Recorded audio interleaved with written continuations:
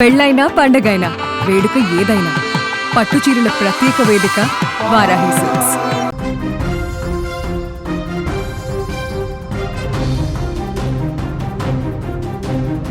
ఒక్క క్షణం గుండె ఆగినంత పనైంది. ప్రాణాలను అరచేతిలో పెట్టుకుని గంటల తరబడి గోదావరి వరద నీటి మధ్య బిక్కుబిక్కుమంటూ 38 మంది అక్కడ ప్రాణాలతో గడిపారు. చుట్టూ పొంగుతున్న వరద ఎటు చూసినా దూసుకు వస్తున్నటువంటి గోదావరి నీరు. భద్రాద్రి కొత్తగూడెం జిల్లా చెర్ల మండలంలో ఇసుక క్వారీలలో 30 మందికి పైగా పెను ప్రమాదం నుంచి బయటపడ్డారు.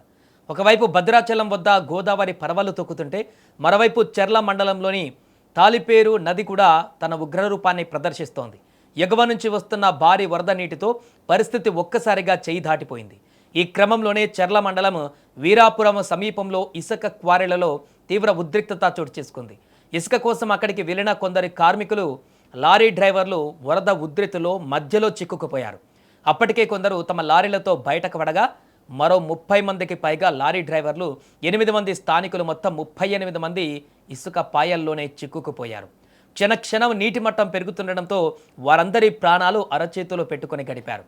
వీరాపురము ఇసుక పాయల్లోకి వేగంగా వరద నీరు చుట్టుముట్టడంతో ఆ 38 మంది సహాయం కోసం ఆర్తనాదాలు చేశారు. అక్కడ ఈ సమాచారం తెలిసిన వెంటనే స్థానిక ప్రజలు గుండెధైర్యం తెచ్చుకున్నారు. వారిని రక్షించేందుకు వెంటనే పడవలతో రంగంలోకి దిగారు. సమాచారం అందుకున్న వెంటనే చెర్ల సిఐ రాజవర్మ, ఎస్ఐ నర్సిరెడ్డి ఉఠావుటిన ఘటనా స్థలానికి పరుగులు తీశారు. పోలీసు బలగాలు, స్థానికులు సమన్వయంతో అక్కడికి చేరుకొని రెస్క్యూ ఆపరేషన్ ప్రారంభించారు. ఎట్టకేలకు స్థానికుల సహాయంతో పోలీసుల పర్యవేక్షణలో సాహసోపేతమైనటువంటి రెస్క్యూ ఆపరేషన్ విజయవంతమైంది. ఇసుక క్వారీలలో చిక్కుకున్నటువంటి ఆ 38 మందిని ఒక్కొక్కరిగా సురక్షితంగా ఒడ్డుకు చేర్చారు. ఎలాంటి ప్రాణ నష్టం జరగకపోవడంతో క్షణక్షణం టెన్షన్ పడినటువంటి అధికారులు, కుటుంబ సభ్యులు ఒక్కసారిగా ఊపిరి పీల్చుకున్నారు. ఒకవేళ సహాయం అందడంలో మరో గంట ఆలస్యమై ఉంటే పరిస్థితి మరోలా ఉండేదని స్థానికులు ఇప్పుడు ఆవేదన వ్యక్తం చేస్తున్నారు. మరోవైపు గోదావరి వరద ఉధృతి కారణంగా చెర్ల, ములుగు జిల్లా వెంకటాపురం మధ్య రాకపోకలు కూడా పూర్తిగా నిలిచిపోయాయి. భద్రాచలం వద్ద ఇప్పటికే మొదటి ప్రమాద హెచ్చరిక నుంచి రెండవ ప్రమాద హెచ్చరిక కూడా జారీ చేశారు. లోతట్టు ప్రాంతాలు, నది పరివాహక ప్రాంత ప్రజలను అప్రమత్తంగా ఉండాలంటూ అధికారులు కూడా హెచ్చరిస్తున్నారు. మరోవైపు ఎగువ నుంచి గోదావరి వరద ఉధృతంగా వస్తుండడంతో చెర్ల, ములుగు జిల్లా వెంకటాపురం మధ్య రాకపోకలు పూర్తిగా నిలిచిపోయాయి.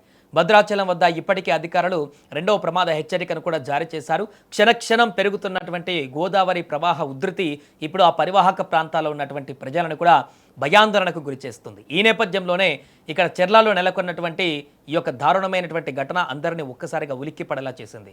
ఆ విజువల్స్లో మనం చూడొచ్చు, మొత్తం నది అంతా కూడా చుట్టుముట్టేసి వారు మాత్రం ఆ మధ్య ఇసుక మేటలో చిక్కుకున్నటువంటి దారుణమైనటువంటి పరిస్థితి.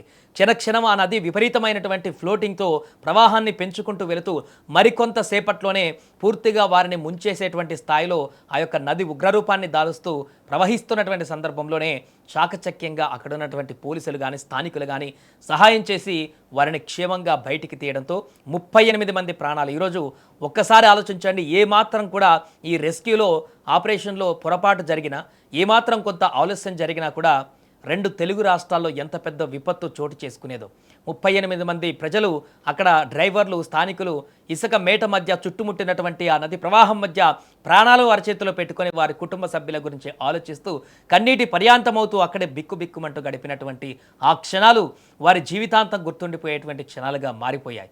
ఎట్టకేలకు అక్కడ రెస్క్యూ ఆపరేషన్ సక్సెస్ కావడంతో వారందరినీ సేఫ్గా తాళ్ల సహాయంతో ఒడ్డుకు తీసుకురావడం చేత అందరూ కూడా సేఫ్గా బయటపడ్డారు. దీంతో వారి కుటుంబ సభ్యులు కానీ, అక్కడ ఉన్నటువంటి మిగతా తోటి కార్మికులు కానీ, డ్రైవర్లు కానీ, అక్కడ ఉన్నటువంటి వారందరూ పనిచేసే వారు కూడా అక్కడ తమకు వచ్చినటువంటి ఆ భయాన్నంతా కూడా పోగొట్టుకొని సంతోషంతో వెనుతిరిగినటువంటి పరిస్థితి ఏర్పడింది. ఏదేమైనా ప్రస్తుతం విపరీతమైనటువంటి వర్షాలు కురుస్తున్న నేపథ్యంలో గోదావరి కూడా ఉగ్రరూపం దాల్చి ప్రవహిస్తున్నటువంటి సందర్భంలో ఇలాంటి ఉపనదులన్నిటి కూడా పొంగి పొరలేటువంటి అవకాశం ఉంది. కాబట్టి అక్కడ ఉన్నటువంటి స్థానిక ప్రజలందరూ కూడా అప్రమత్తంగా ఉండాలి.